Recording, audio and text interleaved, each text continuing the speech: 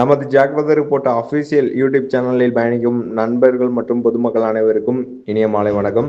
குறிப்பாக இன்று 3/8/2026 திங்கட்கிழமை மாலை சரியாக 6 மணி அளவில் இந்த காணொளி மற்றும் ஆடியோ பதிவு சார்ந்த பதிவுகளை பதிவு செய்கிறேன்.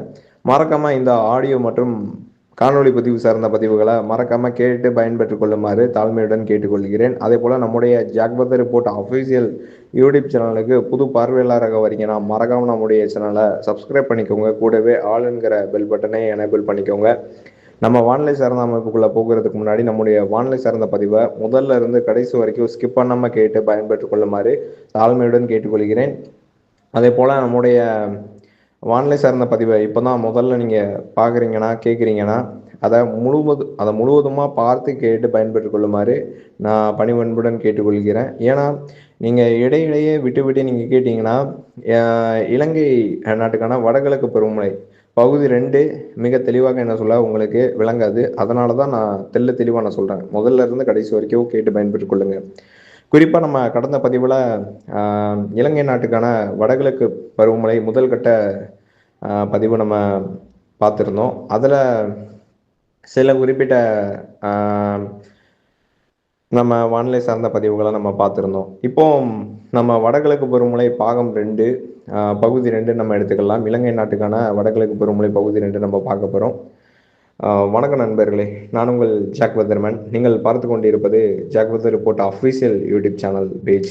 2026 வடகிழக்கு பருவமழை தொடர்பான இலங்கைக்கான நமது சிறப்பு வானிலை அறிக்கையின் 2ஆம் கட்ட அறிக்கையை உங்களை அன்புடன் வரவேற்பதில் மிக்க மகிழ்ச்சி அடைகிறேன்.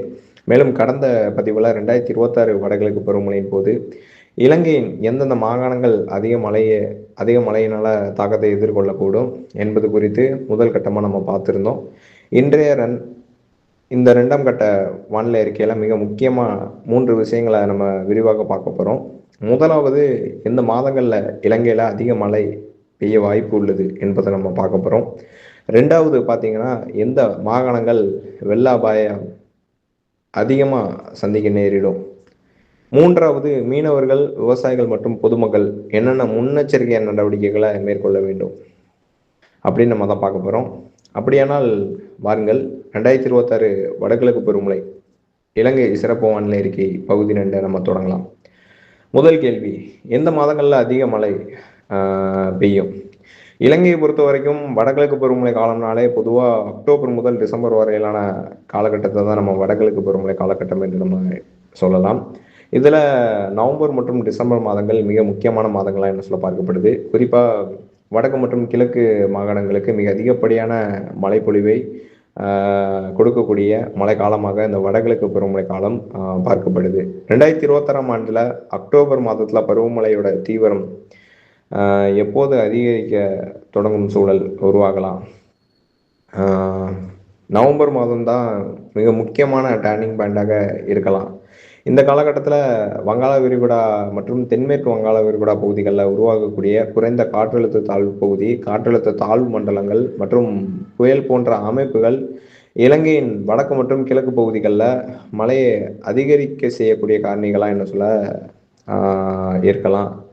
அதன் பிறகு டிசம்பர் மாதத்தில் மழை தொடரும் வாய்ப்பு இருக்குது. குறிப்பாக வடக்கு இலங்கை, கிழக்கு இலங்கை, வடமத்திய இலங்கை இந்த மாகாணங்களில் பருவமழையோட காலத்தில் மிக முக்கியமான மழைப்பொழிவுகளை பதிவாகக்கூடிய வாய்ப்பை நம்ம கவனிக்க வேண்டிய விஷயமா என்ன சொல்ல பார்க்கப்படுது. அதே நேரத்தில் மிக முக்கியமான விஷயத்தை நான் இங்கே தெளிவாக கூற விரும்புகிறேன். 2026 ஆண்டில் ஒவ்வொரு நாளும் கனமழை பெய்யும் என்று கிடையாது. பருவமழை என்பது ஒரு நீண்ட கால வானிலை அமைப்பாக என்ன சொல்ல பார்க்கப்படுது. சில நாட்கள் மழை இல்லாமல் இருக்கலாம், சில நாட்களில் லேசான மழை பெய்யலாம். ஆனால் குறிப்பிட்ட சில நாட்களில் மட்டும் ஒரே நாளில் மிக அதிகப்படியான மழைப்பொழிவையும் கொட்டி தீர்க்கலாம். இதுதான் நான் மிகவும் கவனமாக கண்காணிக்க வேண்டிய விஷயமா நான் குறிப்பிட்டு இருக்கிறேன். பொதுவாக அக்டோபர் பருவமழையின் ஆரம்ப கட்டம் பொறுத்த வரைக்கும் இலங்கையின் வடக்கு மற்றும் கிழக்கு பகுதிகளில் மழையோட தீவிரம் படிப்படியாக என்ன சொல்ல அதிகரிக்கக்கூடும். இந்த காலகட்டத்தில் யாழ்ப்பாணம், கிளிநொச்சி, முல்லைத்தீவு, மன்னார், திரிகோணமலை, மட்டக்களப்பு, அம்பாறை போன்ற மாகாணங்களில் பரவலான மழை சார்ந்த நிகழ்வுகளை நம்ம எதிர்பார்க்கலாம். குறிப்பாக வங்காள விரிகுடா ஒட்டிய கடல் பகுதிகளில் புயலோட அமைப்பு மற்றும் நகர்வை பொறுத்து என்ன சொல்ல மழையோட தீவிரம் மாறுபடக்கூடும். நவம்பர் மிக முக்கியமான மாதமாக பார்க்கப்படுது. 2026 வடகிழக்கு பருவமழையை பொறுத்தவரை நவம்பர் மாதத்தில் நாம் மிகவும் உன்னிப்பாக என்ன சொல்ல கண்காணிக்க வேண்டும். ஏனென்றால் இந்த மாதத்தில் உருவாகக்கூடிய வங்காள விரிகுடா பகுதிகளில் உருவாகும் காற்றழுத்த தாழ்வு பகுதிகள் இலங்கை மற்றும் தென்னிந்தியாவின் வானிலையை என்ன சொல்ல தாக்கத்தை ஏற்படுத்தக்கூடிய மாதமாக இந்த நவம்பர் மாதம் பார்க்கப்படுது. குறிப்பாக வடக்கு மற்றும் கிழக்கு இலங்கையில் ஒரு கனமழை முதல் மிக கனமழையும், சில குறிப்பிட்ட இடங்களில் அதி தீவிரமான கனமழை பொழிவுக்கும் என்ன சொல்ல வாய்ப்பு இருக்கு. பெய்யக்கூடிய நிகழ்வுகளை நாம் என்ன சொல்ல உன்னிப்பாக நம்ம கவனிக்கணும்.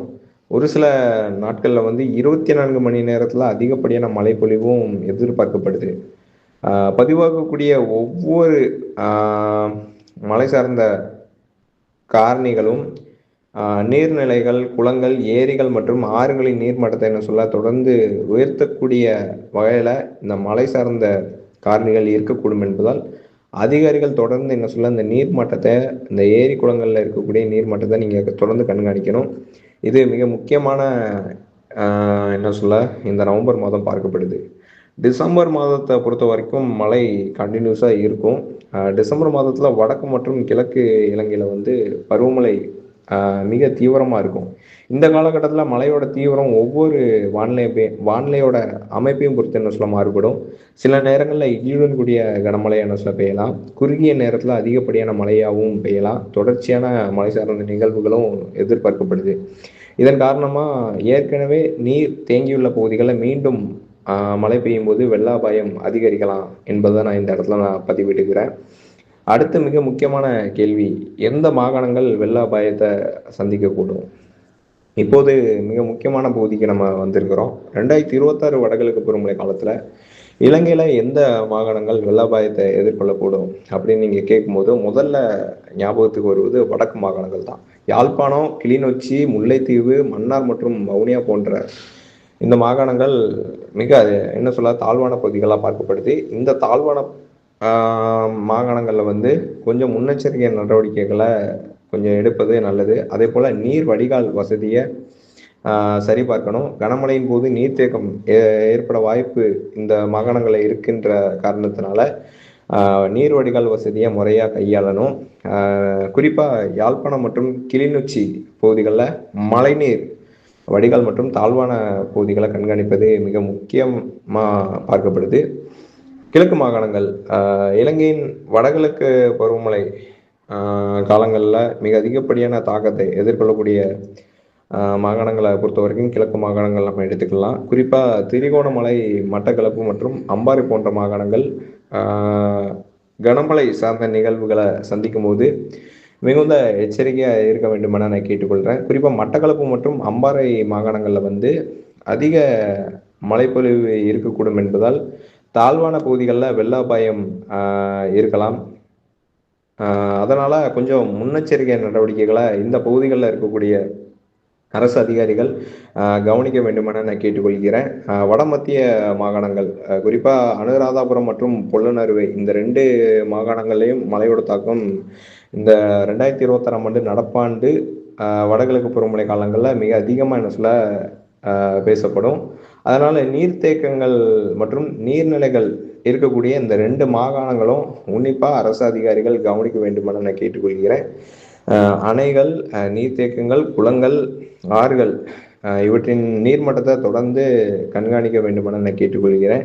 நீர்த்தேக்கங்கள்ல இருந்து திடீர் நீர் வெளியேற்றம் மேற்கொள்ளப்படும் சூழல் வரும் காலங்களில் நவம்பர், டிசம்பர் மாதங்களில் இருக்கக்கூடும் என்பதால் ஆற்றங்கரையோர பகுதிகளில் இருக்கக்கூடிய இலங்கை மக்கள் மிகுந்த எச்சரிக்கையுடன் இருக்க வேண்டுமென நான் கேட்டுக்கொள்கிறேன். ஊவா மற்றும் மத்திய மாகாணங்களை பொறுத்த வரைக்கும் அந்த சில குறிப்பிட்ட மாகாணங்களில் மிக அதிகப்படியான மழைப்பொழிவுக்கு வாய்ப்பு இருக்கிறது. குறிப்பாக பதுளை, மொனராகலை, கண்டி மற்றும் நுவரெலியா இது போன்ற மலைப்பகுதிகளில் கனமழை நீடிக்கக்கூடும். இதனால் மண் சரிவு அதிகம் ஏற்படலாம். சாலை போக்குவரத்து இன்னும் சொல்ல துண்டிப்பு ஏற்படலாம். இதனால் மலைச்சரிவுகளுக்கு அருகில் வசிக்கும் மக்கள் மழைக்காலங்களில் அரசு அதிகாரிகள் சொல்லக்கூடிய மிக முக்கியமான எச்சரிக்கை செய்திகளை இலங்கை மக்கள் அந்நாட்டில் இருக்கக்கூடிய இலங்கை மக்கள் கொஞ்சம் உன்னிப்பாக கவனிக்க வேண்டுமென நான் கேட்டுக்கொள்கிறேன். மீனவர்களுக்கான மிக முக்கிய முன்னெச்சரிக்கையை பொறுத்த வரைக்கும் பொதுவாக வடகிழக்கு பருவமழை காலத்தில் வங்கக்கடல், தென்மேற்கு வங்கக்கடல் பகுதியை ஒட்டி உருவாகக்கூடிய இந்த புயல் சின்னத்தினால கடல் பகுதிகள் மிகவும் ஆக்ரோஷமாக இருக்கும். குறிப்பாக பார்க்கும்போது கடல் காற்றோட வேகம் மிக அதிகமாக இருக்கும். கடல் கொந்தளிப்பாக காணப்படும். மழை மற்றும் இடியுடன் கூடிய வானிலை இருக்கக்கூடும் என்பதால் மீனவர்கள் தொடர்ந்து வானிலை சார்ந்த எச்சரிக்கைகளை கொஞ்சம் கவனிப்பது நல்லது. அதே போல் கடலுக்கு செல்லும் முன் நீங்கள் அதிகாரப்பூர்வ கடல் வானிலை சார்ந்த அறிவிப்புகளை சரிபார்க்க வேண்டுமென நான் கேட்டுக்கொள்கிறேன். புயல் அல்லது காற்றழுத்த தாழ்வு பகுதி மண்டலம் தொடர்பான எச்சரிக்கை சார்ந்த செய்திகள் வந்தால் கடல் பயணத்தை தவிர்க்குமாறு நான் கேட்டுக்கொள்கிறேன். கடலில் இருக்கும் மீனவர்கள் தொடர்ந்து வானிலை சார்ந்த அறிவிப்புகளை தொடர்ந்து என்ன சொல்ல கண்காணிக்க வேண்டும். அதே போன்று கருவிகள், மீனவர்களுக்குன்னு தனித்துவமாக என்ன சொல்ல கருவிகள் கொடுத்துருப்பாங்க. அந்த ஆட்டோமேட்டிக் அந்த கருவிகளை என்ன சொல்ல நீங்கள் கொஞ்சம் தயார் நிலையில் வைத்துக் கொள்ளுங்க. அரசு அதிகாரிகள், இலங்கை நாட்டில் இருக்கக்கூடிய அரசு அதிகாரிகள் சொல்லக்கூடிய மிக முக்கியமான துல்லியமான அறிவிப்புகளை அந்த நாட்டு மீனவர்கள் மிகுந்த கவனமாகவும் பாதுகாப்பாகவும் கேட்டு பயன்பெற்றுக் கொள்ளுமாறு நான் கேட்டுக்கொள்கிறேன். அதே போல் வானிலை எச்சரிக்கையை ஒருபோதும் அலட்சியப்படுத்தாமல் கொஞ்சம் சேஃபாக அவங்க சொல்லக்கூடிய அறிக்கையை நீங்கள் கேட்டு பயன்பெற்றுக் கொள்ளுமாறு கேட்டுக்கொள்கிறேன். ஒரு சிறிய முன்னெச்சரிக்கையும் ஒரு பெரிய உயிரை காப்பாற்றும் என்ற இந்த செய்தியை நான் உங்ககிட்ட நான் குறிப்பிட்டுக்கிறேன். விவசாயிகளுக்கான முன்னெச்சரிக்கையை பொறுத்த வரைக்கும் இலங்கையின் வடக்கு மற்றும் கிழக்கு பகுதிகளில் விவசாயத்துக்குன்னு பருவமழை மிக முக்கியமாக என்ன சொல்ல பார்க்கப்படுது. இந்த வடகிழக்கு பருவமழை காலங்களில் பொதுவாக இந்த ஆண்டு பொறுத்த வரைக்கும் மிக அதிகப்படியான மழைப்பொழிவு இருக்கக்கூடும் என்பதால் விவசாயிகள் கொஞ்சம் முன்னெச்சரிக்கை நடவடிக்கைகளை துரிதமாக மேற்கொள்ள வேண்டும் என கேட்டுக்கொள்கிறேன். குறிப்பாக நீர் வடிகால் வசதியை முறையாக மேற்கொள்ள வேண்டும். அதே போல் சில குறிப்பிட்ட பகுதிகளில் வயல்வெளிகளில் தேங்கி நிற்கக்கூடிய இந்த தண்ணீரை தேங்காமல் பார்த்து கொள்ள வேண்டும். மேலும் நீர்த்தேக்கங்கள் மற்றும் கால்வாய்களின் நிலையை என்ன சொல்ல தொடர்ந்து கண்காணிக்க வேண்டும் என நான் கேட்டுக்கொள்கிறேன். அதிக மழை பெய்யும் காலங்களில் பயிர்கள் சேதமடையாமல் பாதுகாப்பு நடவடிக்கைகளை மேற்கொள்ள வேண்டும். குறிப்பாக பருவமழை தொடங்குவதற்கு முன்பே விவசாயிகள் தயாராக இருப்பது மிகவும் அவசியமாக என்ன சொல்ல நான் குறிப்பிட்டுக் கொள்கிறேன். பொதுமக்களுக்கான மிக முக்கிய எச்சரிக்கையை பொறுத்த வரைக்கும் இப்போது இலங்கை மக்களுக்கு மிக முக்கியமான வேண்டுகோள் என்னவென்றால் கனமழை எச்சரிக்கை வெளியாகும் நேரங்களில் தாழ்வான பகுதிகளில் வசிக்கும் மக்கள் முன்னெச்சரிக்கையாக இருக்க வேண்டுமென நான் கேட்டுக்கொள்கிறேன். வெள்ளநீர் செல்லும் பாதைகளில் வாகனங்களை நிறுத்த வேண்டாம். ஆறுகள் மற்றும் நீர்த்தேக்கங்களின் அருகில் தேவையில்லாமல் செல்லாமல் இருப்பது நல்லது. மழை நேரங்களில் மின் கம்பிகள் மற்றும் மின் சாதனங்கள் குறித்து கூடுதல் கவனம் செலுத்த வேண்டுமென நான் கேட்டுக்கொள்கிறேன். பொதுமக்களுக்கு இடியுடன் கூடிய மழை நேரங்களில் திறந்த வழிகளில் இருப்பதை தவிர்க்குமாறு நான் கேட்டுக்கொள்கிறேன். மிக முக்கியமாக அரசாங்க அதிகாரிகள், இலங்கை நாட்டின் அரசாங்க அதிகாரிகள் வெளியிடும் அதிகாரப்பூர்வ வானிலை மற்றும் பேரிடர் எச்சரிக்கைகளை தொடர்ந்து கண்காணிக்க வேண்டுமென கேட்டுக்கொள்கிறேன். குறிப்பாக ஃபைனலாக என்னுடைய வானிலை சார்ந்த முடிவுகள் நான் என்ன சொல்கிறேன்னா, 2026 வடகிழக்கு பருவமழையை பொறுத்தவரை அக்டோபர் பருவமழையின் ஆரம்ப கட்டம் படிப்படியாக தொடங்கினாலும் நவம்பர் டிசம்பர் மாதங்களில் தொடர்ச்சியான மழைப்பொழிவு இருக்கக்கூடும் என்பதால் இலங்கை நாட்டு மக்களாக இருக்கட்டும், அரசு அதிகாரிகளாக இருக்கட்டும், மீனவர்கள், இன்னும் விவசாய பெருமக்கள் என நாட்டின் அனைத்து உறுப்பினர்களும் மிகுந்த கவனமாகவும் பாதுகாப்பாகவும் இருக்க வேண்டுமென நான் இந்த யூடியூப் சேனல் பதிவில் நான் குறிப்பிட்டுக் கொள்கிறேன். குறிப்பாக பதுளை, நுவரெலியா, கண்டி போன்ற மலைப்பகுதிகள் மிக அதிகப்படியான மண் சரிவு அபாயத்தை என்ன சொல்ல எதிர்கொள்ள நேரிடும். இதனால் இந்த பகுதிகளில் இருக்கக்கூடிய மக்கள் கொஞ்சம் முன்னெச்சரிக்கையாக இருப்பது நல்லது. இது நான் நீண்ட காலமாக என்னுடைய சொந்த வானிலை சார்ந்த அடிப்படையை நான் உங்ககிட்ட நான் கொண்டு சேர்த்திருக்கிறேன்.